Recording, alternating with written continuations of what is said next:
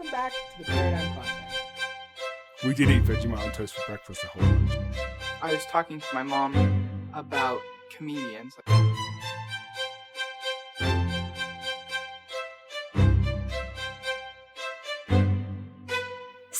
So Tim, is there actually anything more to being a student athlete than like being a meathead and running around with like a leather ball and stuff? Kellen, your paradigm is showing, but I brought in an expert to help you figure this. Joining us today is Coach Chapman. Coach. Yes. Tell us a little bit about yourself. Well, it's good to be here, guys. This is my first time doing a podcast and my fourth year at Paradigm. And I teach PE here at Paradigm. That includes physical fitness, basketball, team sports. You guys have been my students before. Scholars, excuse me. We're going to talk a little bit about that. And so, yeah, a little bit about me. Fourth year. I used to play sports. I was that meathead back in the day you were talking about. Heck yeah. So, but I did major in philosophy, and so there's a lot more to being a jock than, holding a leather ball and things like that. So, we'll get into that a little bit more, but yeah, it's good to be here, guys. Sweet.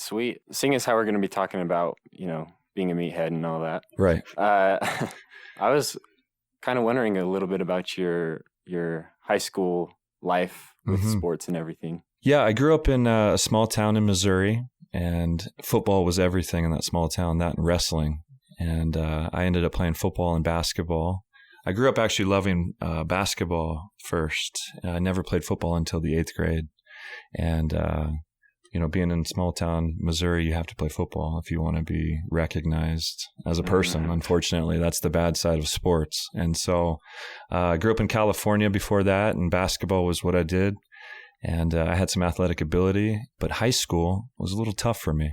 I didn't hit puberty until about 18 years old, it seemed like, and my growth spurt happened my senior year, so I was kind of a late bloomer athletically, but I had a good high school experience. It wasn't all bad, but, I went to dances, things like that, and was in student government, and it was a public school, and so, the Paradigm way is a little bit different than what I'm used to, but athletically, I played football and basketball, and just involved as much as I could. So, seeing as how you were an athlete, yeah. Have you ever heard your coach say, "Be where your feet are"? Yeah, definitely. That's a good philosophy. Wherever we're at, we need to be all in. And I think with sports, it really helps. You can get hurt if you're not all in. And mentally, you got to be in the game. Yeah, be where you're at. Definitely. And treasure the moment. And definitely goes a lot with being a student athlete. School comes first before the sports, but absolutely. You can incorporate it together. There's some lessons you can learn from both. Yeah. I was in sports, or I am in sports currently. Yeah, you're a wrestler, right? I'm a wrestler. Okay. And it's definitely taught me a lot of things. Discipline is one of them. Yeah. But it definitely shouldn't stop you from, because like you said, it's all in, right? Yeah. So a lot of your life gets handed to the sport, but it shouldn't stop you from living your best life, like you said, like with dances and everything. Yeah. One of the things that I'm doing to do that is this podcast. Yeah. You're learning things from both sides. I'm learning how to be a scholar. Great. And learning how to be an athlete at the same time. Absolutely. No, that's definitely needed. As we're starting sports here at Paradigm, it's one thing I wanted to really implement in our program is scholar comes first. And if we don't perform in the classroom, then we're kind of wasting our time because sports don't last forever. You can learn things in sports. I've learned a lot about life through sports that I'm still applying today, but competing in the actual performance of sports, I don't do that anymore. Yeah. Unless it's messing with you guys here at the school. So, yep. Which I take seriously, when I'm out back throwing the football around or basketball with the boys, we're all in. So, but yeah, scholar comes first. And I think that's the way I want to have this program here at Paradigm and definitely excel in the classroom as well as on the field for sure. Yeah. You mentioned that you take a lot of the things that you learn in sports and in those teams and you implement them in your life. So what are a couple examples from that? Yeah, I think right off the bat, time management comes into play. I try to structure my day very orderly. And with sports, we were on a time clock, it seemed like all the time, whether it was practice, different stations, things like that. We had study hall after practice. We always had to be certain places at certain times. And so sports has taught me to manage my time better. Performance training, you got to put in the work in the weight room. conditioning, nutrition, sleep, the whole thing is pretty orderly. And if you're, discombobulated with your time, it's going to show up on the field for sure. And so, with that being said, as a teacher, as a mentor here at Paradigm, if I'm not orderly with my time, it has an effect on the classroom that I teach in and what we do in the physical education department. So, yeah, definitely time management skills, discipline, taking on challenges, obstacles. These are all things I've learned through sport. And partially my experience in high school, I was the skinny kid in high school. And like I said, I didn't hit puberty until about 18. But I took an opportunity to play college football. I did that. And that's something I can look back on and say, hey, I overcame that obstacle of, physicality. I wasn't all there. But, through time and consistency, I built, put on muscle, put on speed. And I got to play at the highest level, or at least the second highest level, not the pros, but the college ranks, which is, not a lot of people can say that. So overcoming obstacles right there. Yeah, speaking of overcoming obstacles. So I have two buddies who love to play sports with each other, but they can't be on the same team. They're too competitive, or yeah, they're too competitive. They don't work well they will chemistry-wise. Start punching each other, and they'll go That's crazy a real at thing. each other. Yeah. So, but they always make sure, like they're best friends. Okay. They always make sure that they're on opposite teams. I was wondering, is it worth to try and fix that, or to try and mend that? Or is it better to just know that you have the problem and just avoid it? Yeah. Well, as the outsider, what do you think? What's their problem? You're their friend, right? What do you think the problem is? They're a little bit. Well, I think with the whole thing of time, because trying to figure out what's worth your time and stuff, it might be beneficial to try and fix the problem. Yeah. I mean, they're friends too, so they're going to spend time together, right? If that's a meaningful thing to you. Yeah. But if it doesn't seem much of importance to you, yeah, because that's kind of what the philosophy is on the shortness of time. Yeah. I think other factors might come into play. If they were on the same competitive team, there'd be more motivation to heal the lack of chemistry. If they're both at the same school, competing against against the other teams. But if it's just pickup and things like that, then it's maybe a personality difference. But if they're committed to a team, the coach and the captains have to step in and say, hey, what's going on here? Why do we have these arguments? Things like that. So yeah, leadership comes into play there too as well. Definitely. With leadership, that's a big part of being an athlete, as well as at Paradigm, we talk about being a scholar and a servant leader. Yeah. What does that mean? Well, I think naturally leaders show themselves, especially on the court. We need leaders that aren't the coaches all the time. And it gives chance, with the program I want to have captains, and they run the practices. They help with the drills and get everybody in order. Sometimes the most athletic is not always the best leader. And so it's situational. Sometimes the best athlete doesn't talk that much and you have to communicate. So communication skills come into play in sports and especially under pressure. You got fans there, you got other teammates, you got the win-loss thing going on. And so you got to communicate and you got to hold your emotions sometimes. And that's why I like stoicism a lot is, control your emotions, control what you can control, see progress. Sometimes the leaders need to see the progress and not always the outcome, and, read each other on, things like that. So awesome. So looking at that, that kind of reminds me of a couple things I was reading when we were reading What is a Good Sport, which was kind of Plato's view at some things on sport and the athlete and people's souls. And one interesting thing that he brings up is in the first little bit, he talks about these three different types of souls. There's the appetite soul, which in relation to sports, he mentions being kind of the gaining of goods. It's very much, I'm just oriented towards getting stuff, you want the trophy? Would that be? Right, yeah. right. You want the championship. You want the championship and more of the trophy than necessarily the glory, because the next one is the emotional soul, which wants that honor, wants that glory. And then the third one, and what he thinks is the ultimate state, with the reasonable soul. And that he mentions is kind of more of fulfilling yourself and doing it because, I play sports not because I'm trying to win, but because I know that this makes me more healthy for my body. Right. It's fun. I get to socialize, things like that. Yeah. So how do you think that those kind of implement into a little bit of what we were talking and a little bit more of the philosophy that you've looked at? Yeah, I think we can have that here at Paradigm. Definitely the three appetites met. We want to win. We're in it to win it, right? And then, we're in it for fun, social engagement, competition, to heal our bodies, help our bodies. This is why we're here. We're here to grow and develop. And that's the whole purpose. It's not just what we're doing, it's why we're doing it. And I think Plato nails it right on the head with that analogy with sport too. We're here to win, and we're here to have fun, and we're here to develop as well, rationally as well. Yeah. Philosophy has a lot of good things that can be applied. That's why I like Stoicism too, and we have the reading with Seneca here. It's sports is a way to value our time as well, and it's here to make our life a little bit better.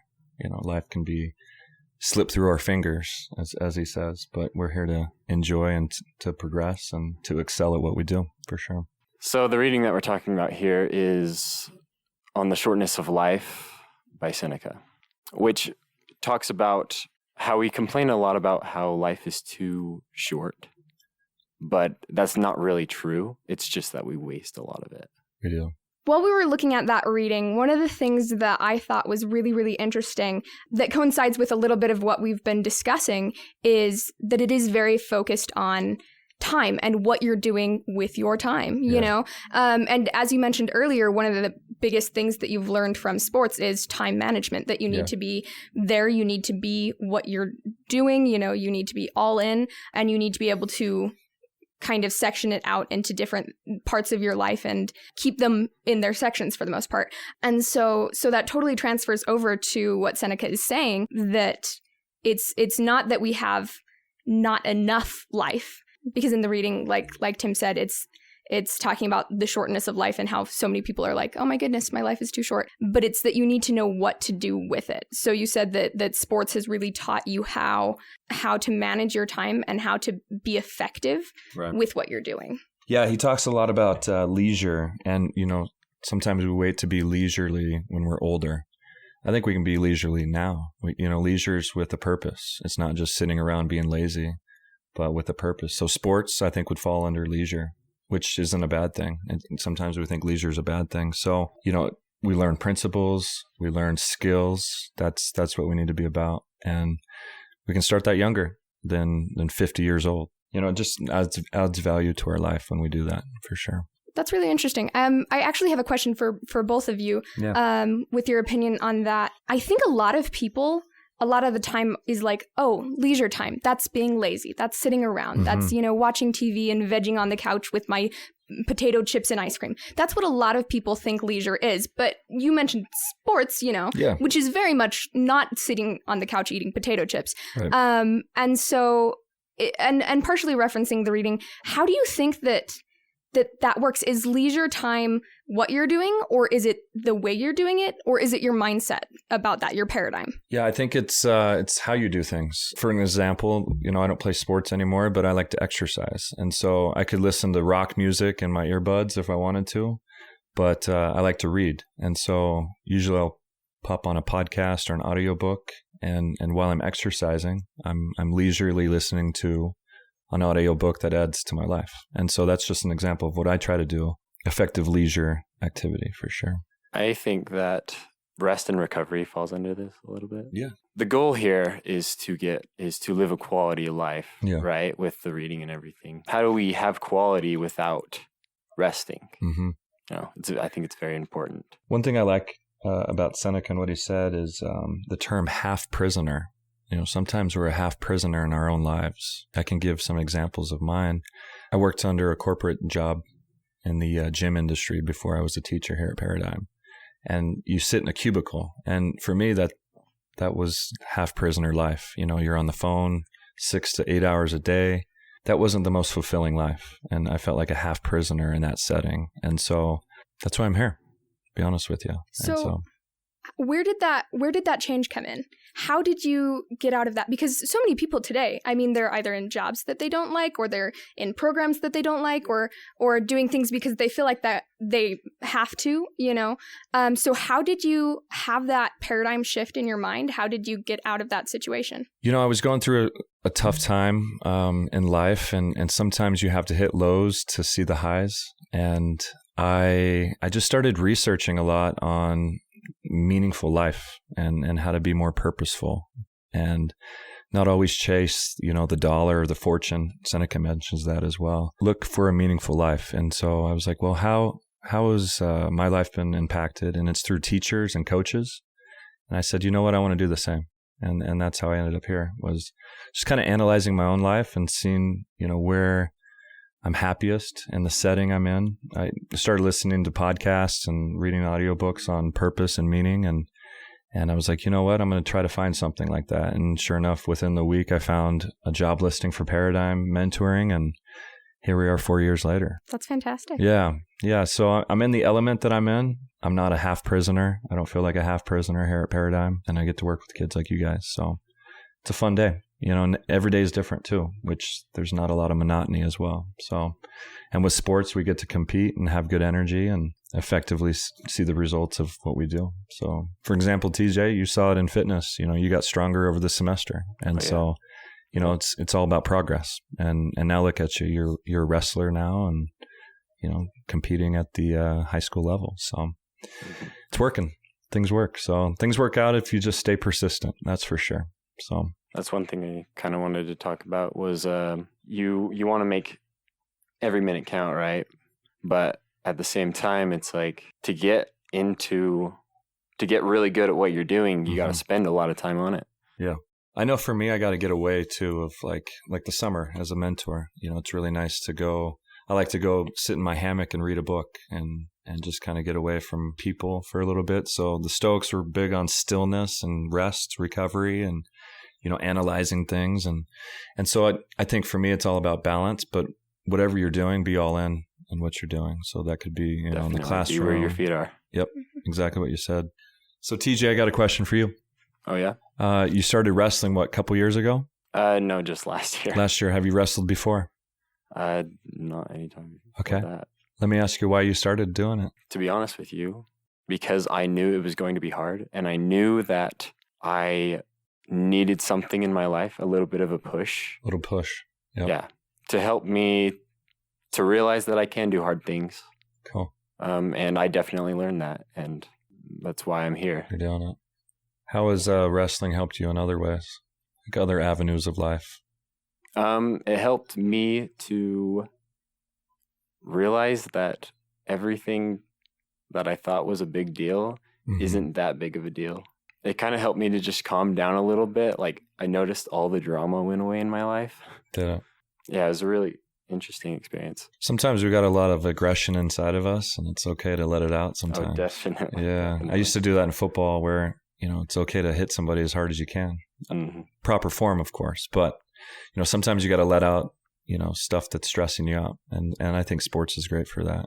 Has it helped you in any other aspect, academically or socially at all? I didn't talk much when I was at the practices or anything like that. I was pretty much like, just put your head down and go. I'm here to wrestle, Yeah. It's kind of how I was in high school. It was just all about the sport. Yeah, definitely. But it's just like going to Paradigm or any other school, you start to realize that there's lots of different people out there. Yeah.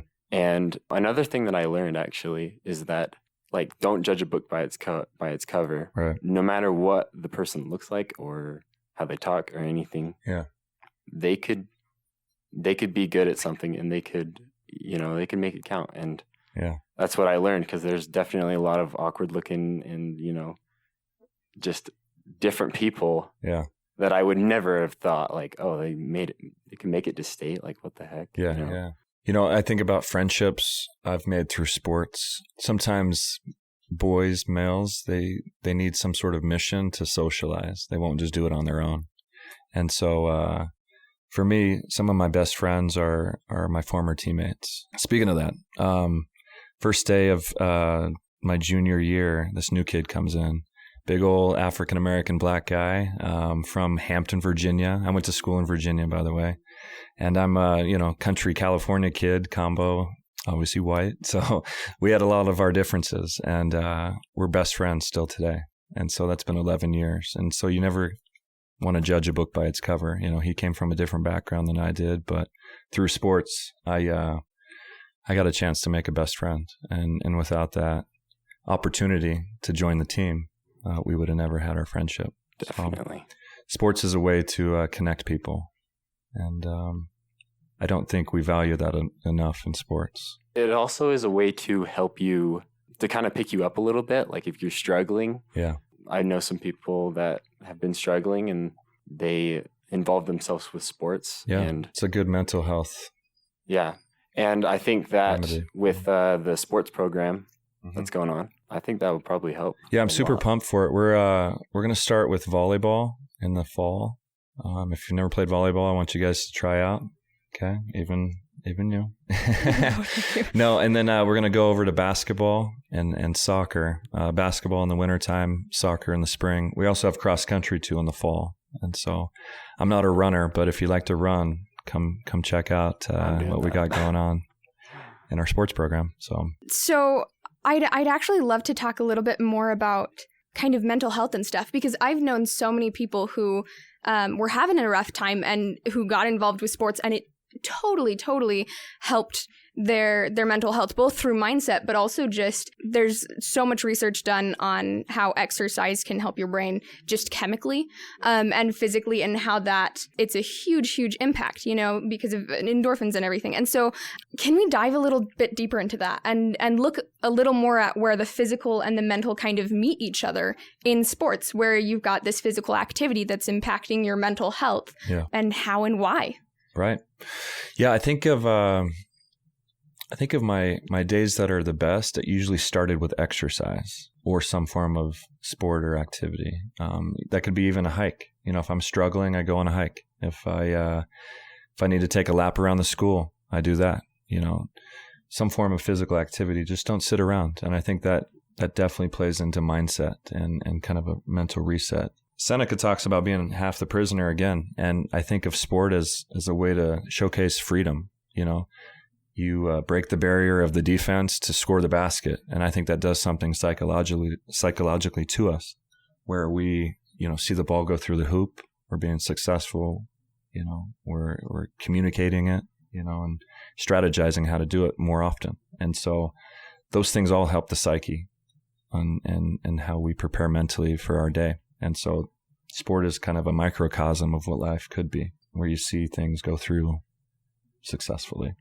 Absolutely. So it's helped me immensely. So I have to start my day with exercise. That's one thing I have to do. Getting into this mental health. For you listeners, you should go listen to the episode with Cavallero.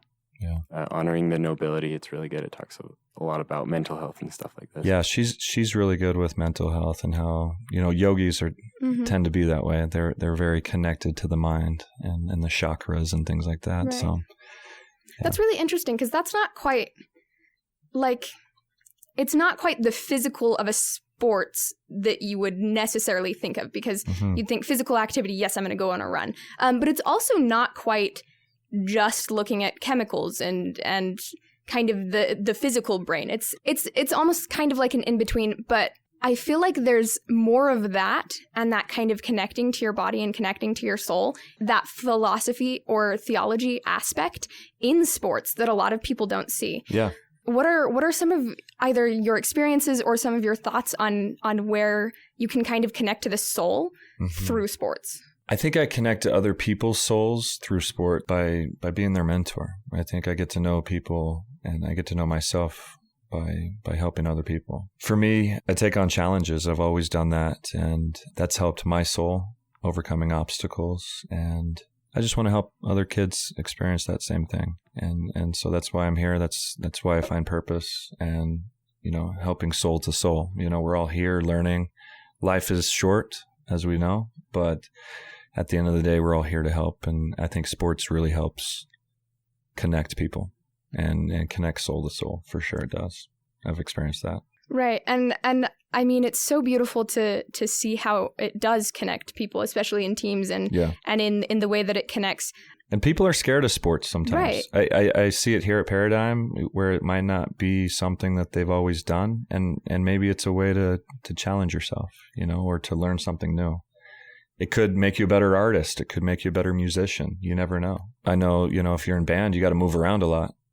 Ask Mr. Friedrich. He's lost 75 pounds since Christmas and he's feeling a lot better, But he's a bass guitarist and I'm sure it's helped his performance on the bass guitar by being more active. He does kayaking, he does hiking, lifts weights with me 3 days a week. So he's been doing it and he sees the results. So he finds that sense of accomplishment where he might have felt like half a prisoner in his own physical body, but now he's released 75 pounds. And so, it's just victories like that help me, realize, I'm doing some good here and I'm making an impact. And, it's all about relationships, community. And that's what I want here at the sports program here at Paradigm is a good, edifying relationship amongst each other. And, hopefully we'll win some trophies in the long run. So, but it's all a process, we're not going to be great at the start. And, I want to see people take on the challenge and leaders step up and,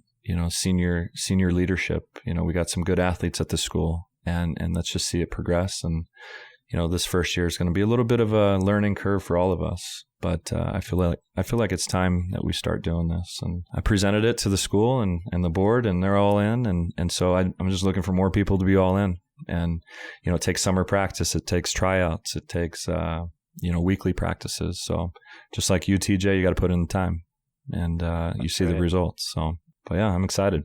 Definitely. But yeah, I think that'll help a lot with kids. I think that this works for sports and for being in the classroom, but just being a team player, Yeah, and if I can touch on the classroom a little bit, I'm going to have a standard that we meet. Playing college football, we had to have a 2.0 GPA, which basically translate to our grading system here at Paradigm. We can't have a 1. And so, if you've been having 1s before, we're not going to have that on our team. And so we're going to have some study hall time, catch time. I don't know if we talked about that on your guys' podcast yet, but we're going to focus in on our academics more and be all in, wherever we're at. And so academics comes first. We're going to be a scholar athlete and we're going to excel in the classroom and on the court and on the field. So it's all encompassing. Absolutely.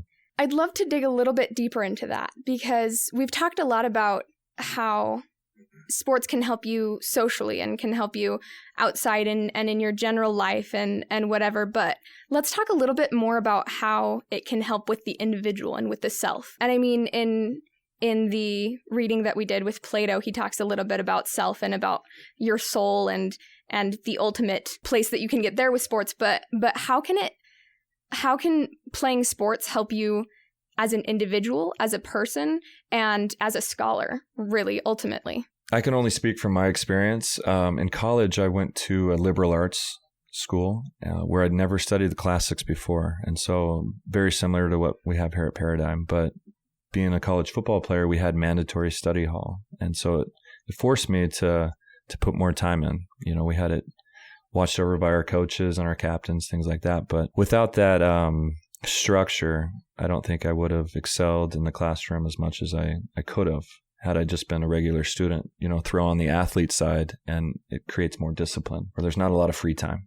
Everything's structured from about 7 a.m. to about 8 p.m. every day. And that doesn't include travel games on Saturdays. And so we're going to have that here at Paradigm where we're going to have structure so that, kids that might have struggled before in the classroom or socially or things like that, we're going to focus on those two things. And then I feel like it's going to translate on the court or the field.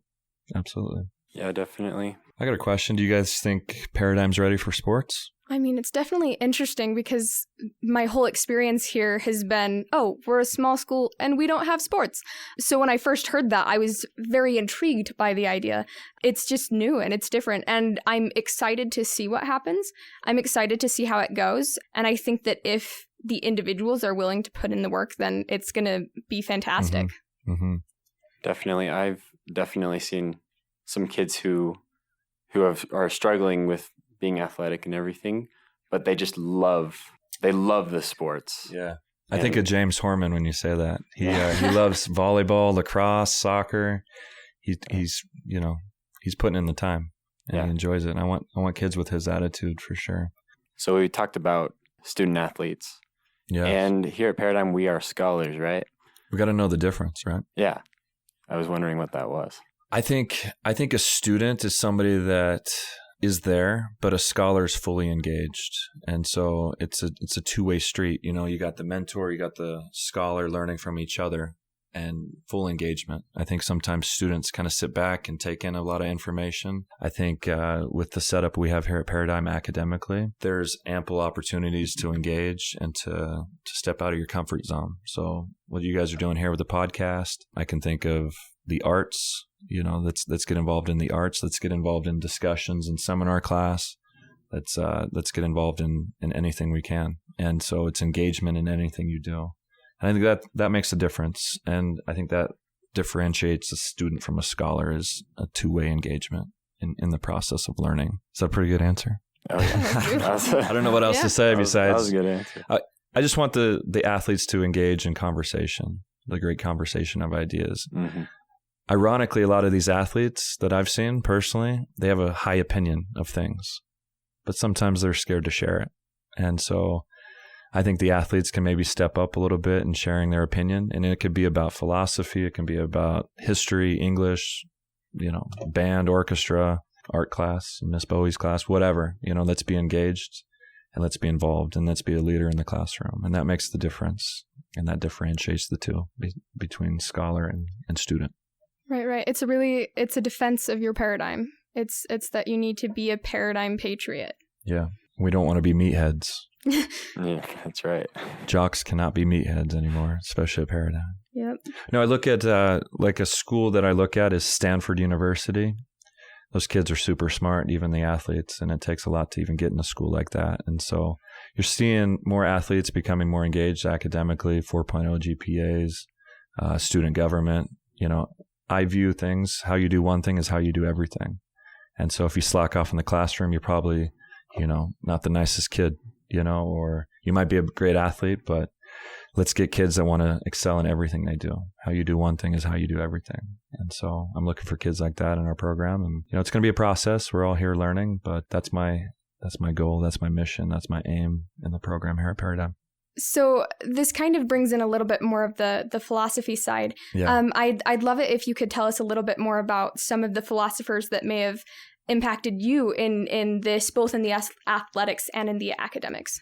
Yeah, I think back on when I first started learning about philosophy. I went to a public school where it was just, math, science, English, things like that. And then I took my generals in college and I took a beginning philosophy class, and definitely Plato. Plato's probably the start. But I started studying Stoicism. I love epistemology. I love pragmatism on that ground. But, just going through all the philosophers, I really can't name one or two, but I just love having conversations about the deep ideas of life and experience. And if we don't have those experiences, then we're just, kind of half-heartedly going through life mentally. And so I think challenging ourselves through philosophy is the way to go. And if we don't do that, then, we don't have a lot of ground to stand on. And I think about Seneca, he talks about, where was it? He was talking about how it's kind of funny, the people that are so certain about life.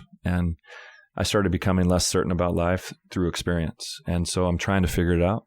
We all are. But philosophy's helped me organize my thoughts, ideas. It's developed relationships. I hated reading growing up, even in high school. And through college and the liberal arts, I learned to love to read and analyze and to engage in my ideas. And so that's my little philosophy kick, my selling point on philosophy, but it's really helped me mentally and challenged me. I've challenged a lot of my former beliefs and ideas and still am. And so it's always a moving thing. It's fluid. So that's what I love about it. You mentioned a little bit about epistemology and Stoicism. Could you tell for our listeners a little bit more of what those are, and then also just kind of why those specifically motivate you?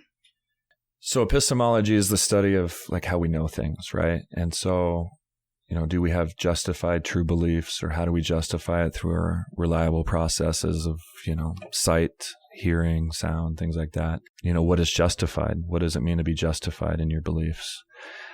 Stoicism, Stoicism is more of a lived philosophy. How can you make your life better? We're going to all have setbacks. And so Stoicism kind of gives an answer to that.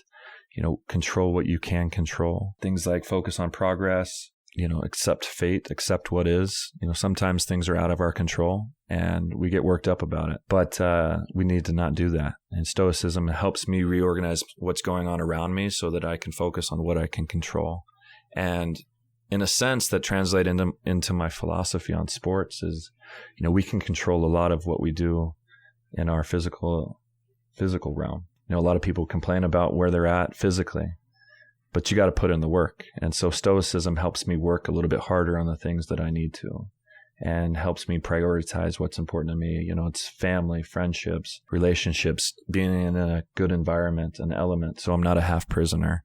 And so Stoicism helps me live a fulfilled life. And so those are two philosophies I really like, or at least I like studying epistemology, and I like to adhere to the Stoicism way, which I think translates a lot into sport. Absolutely. Oh, yeah. Adapt and overcome. Absolutely. There's also a good philosopher now. He talks a lot about Stoicism. He's got a great first name. His name's Ryan Holiday.